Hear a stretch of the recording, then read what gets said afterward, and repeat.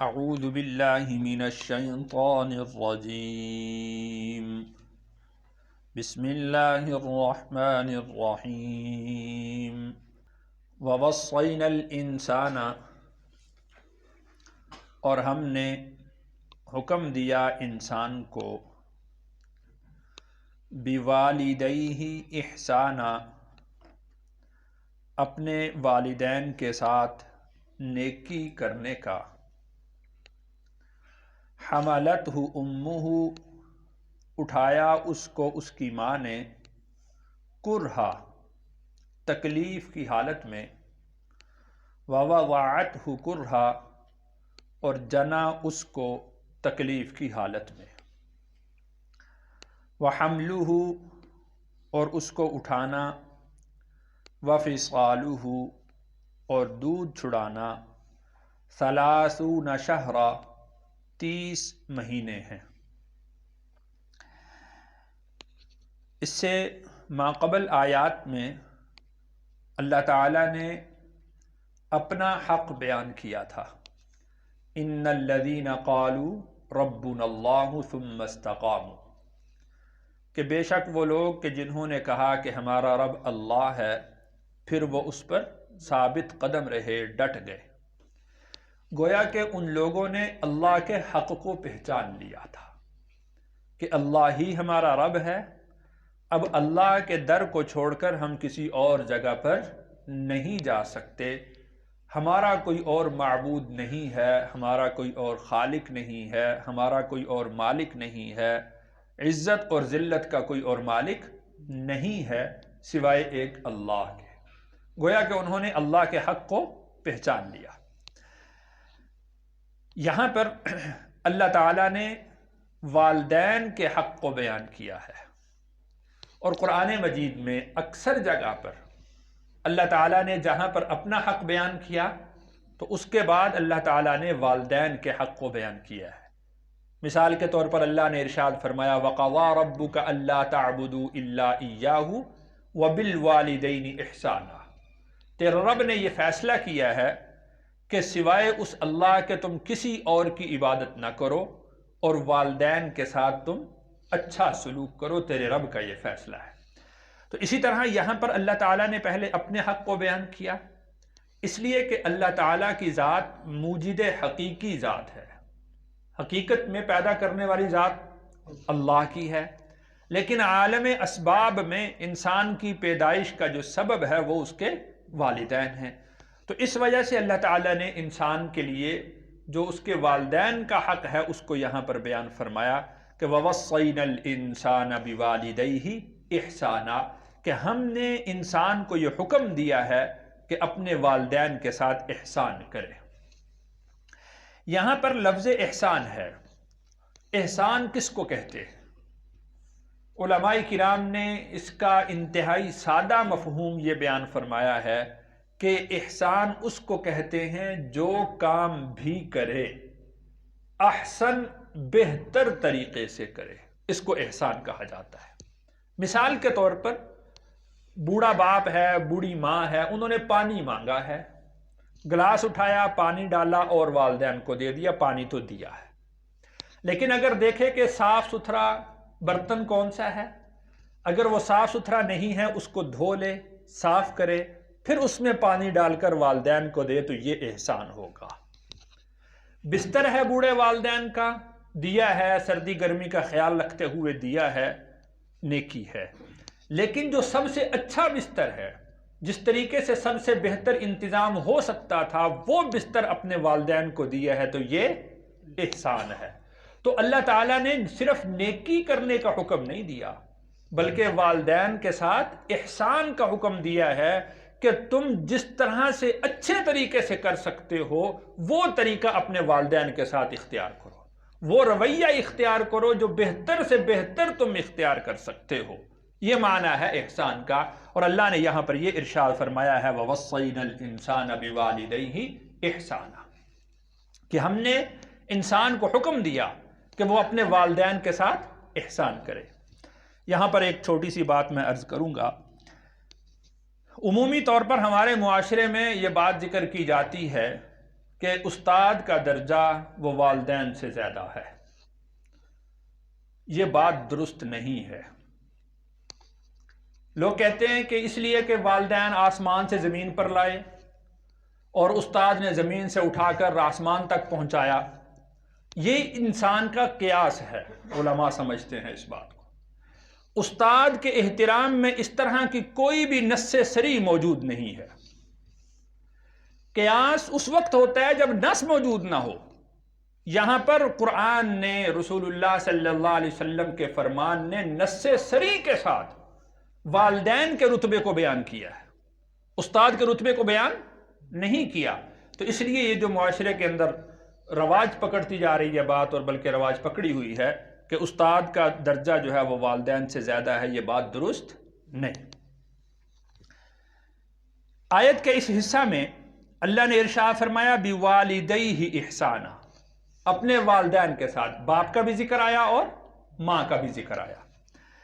آیت کے دوسرے حصے میں ہے حَمَلَتْهُ أُمُّهُ كُرْهًا، اس کی ماں نے اس کو تکلیف کی حالت میں اٹھایا کہ 9 مہینے اس نے پیٹ میں رکھا، اور اس کو وہاں پر پیٹ میں اٹھانے میں جو جو تکالیف آئیں، کھانے میں، پینے میں، سونے میں، جاگنے میں، اٹھنے میں، بیٹھنے میں، پہننے میں، وہ کتنی تکالیف ہے، وہ ایک دو دن کی بات نہیں ہے، 9 مہینے کی تکلیف اس نے اٹھائی ہے۔ یہاں پر بھی ماں کا ذکر ہوا۔ وَوَضَعَتْهُ كُرْهًا، اور اس کو جنا تکلیف کی حالت میں۔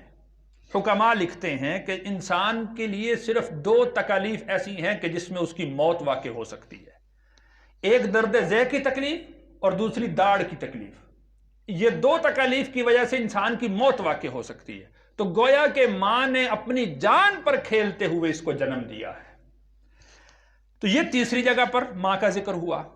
اسی طرح رسول اللہ صلی اللہ علیہ وسلم نے بھی باپ کا ایک حق بیان کیا ہے اور ماں کے 3 حق بیان کیے ہیں۔ تو اس آیت میں بھی باپ کا 1 دفعہ ذکر ہے اور ماں کا 3 دفعہ اللہ نے قرآن میں ذکر فرمایا ہے۔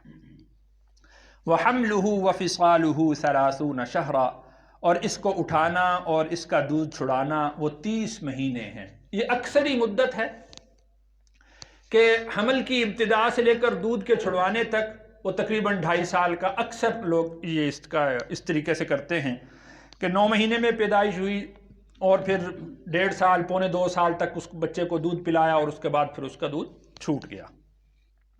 باقی اس میں فقہی بحثیں ہیں کہ وَحَمْلُهُ 30 شَهْرًا وَفِصَالُهُ 30 شَهْرًا، اکثری مدت وہ حمل کی وہ 2.5 سال ہے، اور دودھ کے پلانا اکثری مدت 2.5 سال ہے۔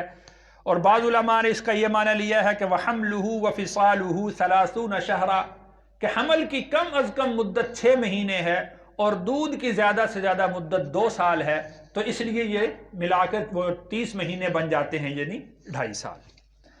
حَتَّى إِذَا بَلَغَ أَشُدَّهُ، یہاں تک کہ جب یہ اپنی قوت کو پہنچا، اپنی جوانی کو پہنچا۔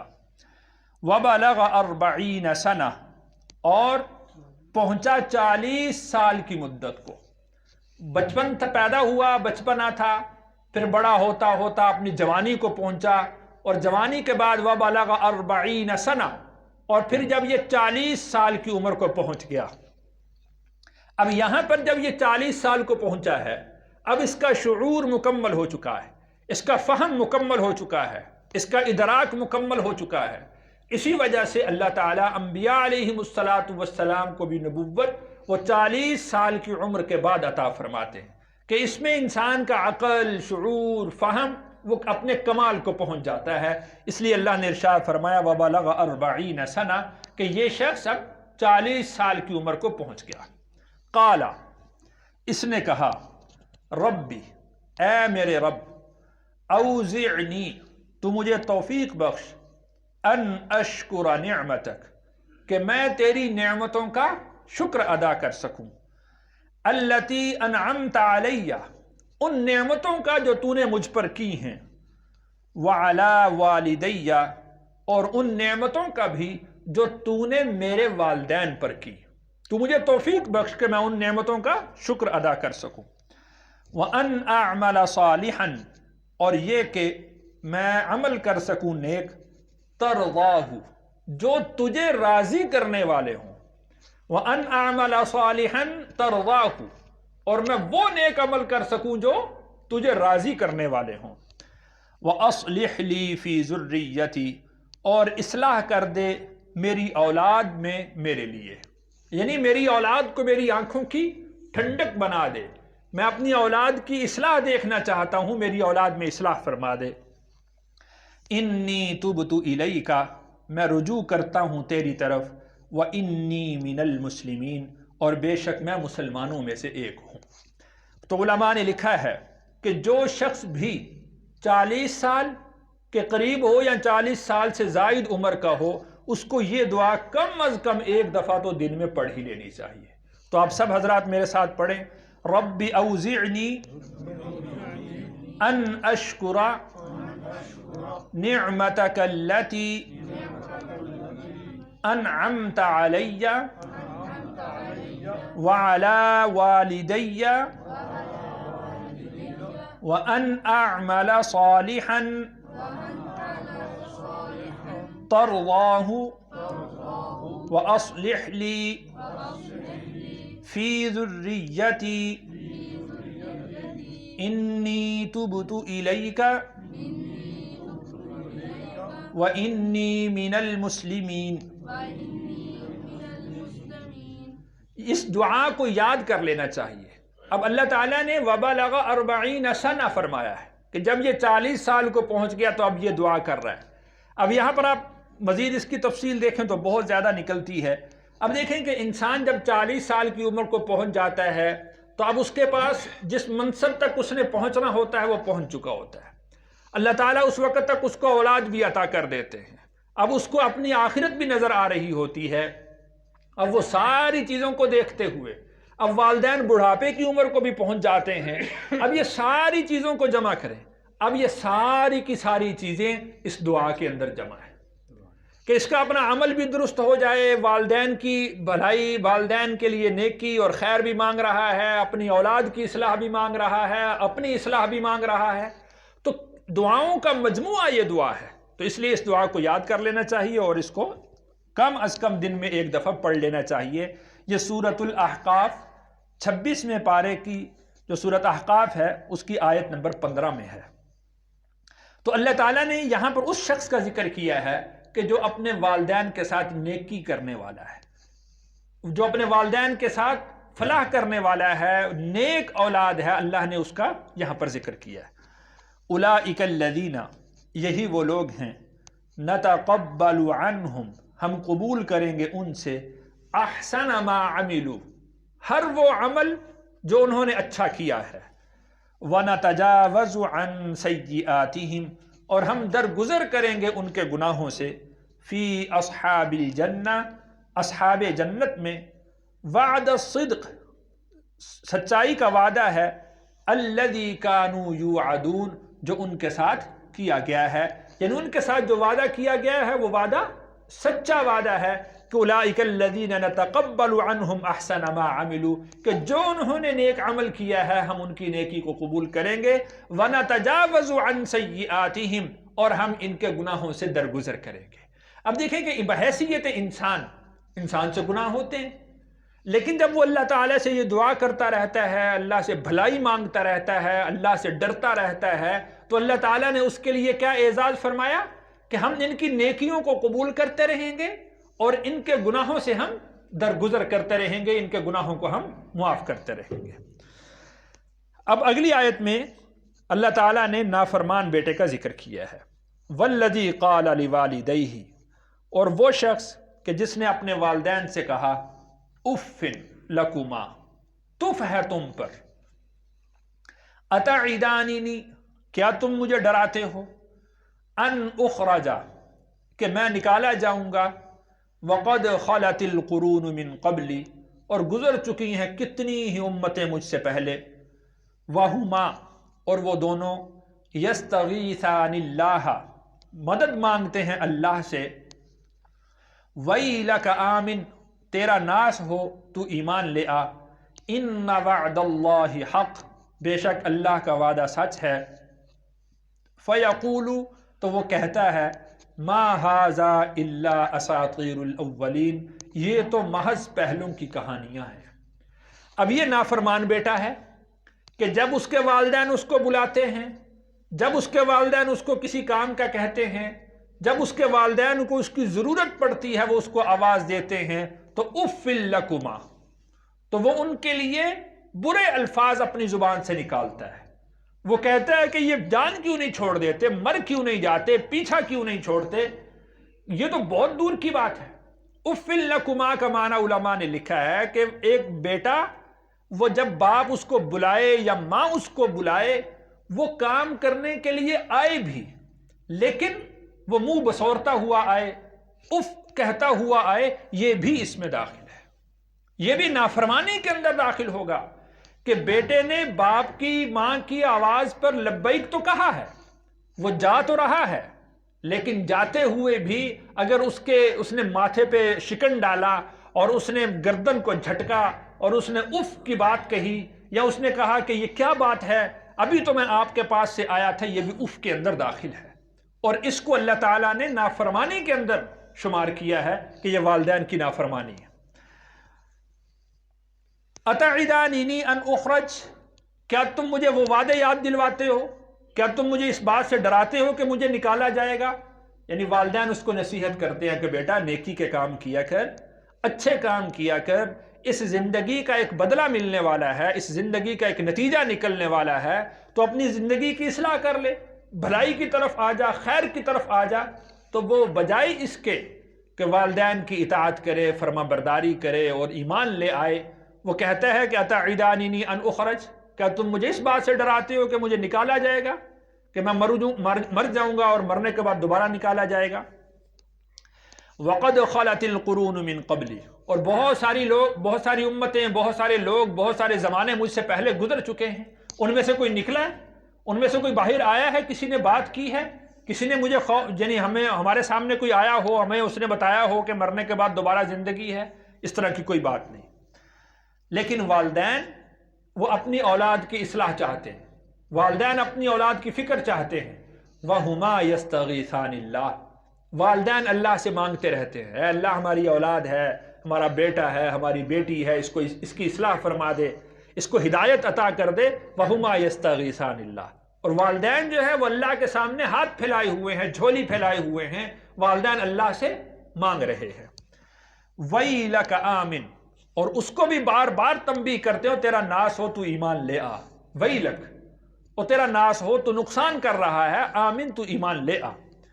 ان وعد اللہ حق، بے شک اللہ کا وعدہ سچا ہے۔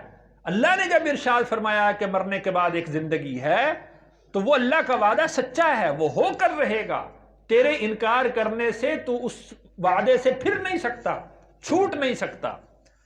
فَيَقُولُ مَا هَذَا إِلَّا أَسَاطِيرُ الْأَوَّلِينَ، تو وہ کہتا ہے کہ یہ تو پہلوں کی کہانیاں ہیں اور کہ تم نے لوگوں سے سن لی ہیں اور وہ سنی سنائی بات کو تم آگے چلا رہے ہو، اور یہ عرصے سے لوگ کہتے آ رہے ہیں، تو لہٰذا تم نے اپنا عقیدہ اس کو بنا لیا، یہ تو پہلوں کی کہانی ہے۔ اولئک الذین، یہی وہ لوگ ہیں، حق علیہم القول، ثابت ہو گئی ان پر بات۔ کون سی بات؟ جس کو اللہ نے ارشاد فرمایا تھا کہ لَأَمْلَأَنَّ جَهَنَّمَ مِنَ الْجِنَّةِ وَالنَّاسِ أَجْمَعِينَ، کہ میں جہنم کو انسانوں سے اور جنات سے ضرور بھروں گا۔ یہ جو اللہ کی بات تھی وہ ایسے لوگوں کے لیے صادق ہو گئی، سچی ہو گئی۔ فی امم قد خلت، امتوں میں جو پہلے گزر چکی، من قبلہم، ان سے پہلے، من الجن والانس، جنوں میں سے بھی اور انسانوں میں سے بھی۔ یعنی صرف یہ اکیلا شخص ایسا نہیں ہے کہ جو آخرت کا انکار کر رہا ہے اور موت کے بعد کی زندگی کا انکار کر رہا ہے، بلکہ قد خلت فی من قبلہم من الجن والانس، اس سے پہلے امتیں گزر چکی ہیں جنوں میں سے اور انسانوں میں سے کہ جو اس طرح کا عقیدہ رکھتے تھے، اور ان کے لیے اللہ کی بات ثابت ہو چکی ہے کہ یہ لوگ جہنم کا ایندھن ہیں۔ انہم کانوا خاسرین، یہ نقصان اٹھانے والے ہیں، یہ خسارے والے ہیں۔ اس کی مثال یوں سمجھیے کہ ایک شخص ہے، اس نے تجارت کے لیے جو بنیادی رقم ہوتی ہے، بنیادی جو انویسٹمنٹ ہوتی ہے وہ کی، اب بجائے اس کے کہ وہ بنیادی رقم سے نفع حاصل کرے، اگر وہ اپنا وہ بنیادی اثاثہ ہی ضائع کر بیٹھے تو اس سے بڑا بے وقوف یا اس سے بڑا نادان یا اس سے بڑا نقصان اٹھانے والا کون سا ہو سکتا ہے؟ اللہ تعالیٰ نے ہر شخص کے دل کے اندر ایمان کا ایک بیج رکھا ہے، اور اس شخص نے اللہ کی دشمنی میں، اللہ کے رسول کی دشمنی میں، اللہ کے دین کی دشمنی میں وہ جو ایمان کا بیج تھا وہ بھی جلا دیا ہے، وہ بھی ضائع کر دیا ہے، جس کو اللہ تعالیٰ نے قرآن میں ارشاد فرمایا کہ فی قلوبہم مرض فزادہم اللہ مرضا، کہ ان کے دلوں میں روگ ہے۔ اب یہ دونوں باتوں کو ملا کر سمجھیں کہ اللہ تعالیٰ نے ایمان کا بیج دلوں کے اندر رکھا ہے۔ اب جس کے دل میں روگ ہوگا، جس کا دل بیمار ہوگا، اب یہ بتلائیے کہ کیا وہ بیج باقی رہ سکتا ہے؟ اگر مثال کے طور پر ہم بیج کو زمین میں ڈالیں اور جتنی ضرورت ہو اس ضرورت سے زائد اس کو پانی دے دیں تو وہ زمین اس بیج کو ضائع کر دیتی ہے، ختم کر دیتی ہے۔ تو اسی طریقے سے یہ وہ لوگ ہیں کہ جن کے دل کے اندر اللہ نے ایمان کا بیج رکھا تھا، لیکن انہوں نے اللہ اور اس کے رسول کی اور اس کے دین کی دشمنی میں آ کر اس بیج کو ہی ضائع کر دیا۔ اب اس سے بڑا نقصان اور کیا ہو سکتا ہے؟ اس کی مثال تو جیسے میں نے عرض کی کہ وہی ہے کہ جو بنیادی اثاثے کو بھی ضائع کر بیٹھے، بنیادی اثاثہ بھی کھو دے، اب اس سے بڑا نقصان کیا ہوگا؟ وَلِكُلٍّ دَرَجَاتٌ مِّمَّا عَمِلُوا، ہر شخص کے لیے مختلف درجے ہیں جو انہوں نے کام کیے۔ نیکیوں کے لیے جو نیک لوگ ہیں ان کے بھی مختلف درجات ہیں، کسی کا درجہ دوسرے کے مساوی نہیں ہو سکتا، ہر ایک دوسرے سے درجے میں بڑھ کر ہے۔ وَلِيُوَفِّيَهُمْ أَعْمَالَهُمْ، اور پورا بدلہ دیا جائے گا ان کو ان کے اعمال کا، وَهُمْ لَا يُظْلَمُونَ، اور ان کے ساتھ ظلم نہیں کیا جائے گا۔ اللہ نے اس کو بارہا ارشاد فرمایا ہے کہ ایک رتی برابر بھی کسی کے ساتھ ظلم نہیں ہوگا۔ مثقال ذرہ، ایک ذرے کے برابر وہ کسی کے ساتھ ظلم نہیں کیا جائے گا۔ یعنی اگر کسی نے کوئی نیکی کی ہے تو اس کی نیکی کا پورا بدلہ اس کو دیا جائے گا، اور اگر کسی نے گناہ کیا ہے تو اس کے گناہ کی بھی پوری سزا اس کو دی جائے گی۔ وَهُمْ لَا يُظْلَمُونَ، گناہ سے بڑھ کر اس کو سزا نہیں دی جائے گی۔ اللہ تعالیٰ سے دعا ہے اللہ تعالیٰ مجھے اور آپ کو سمجھ کر عمل کرنے کی توفیق نصیب فرمائے۔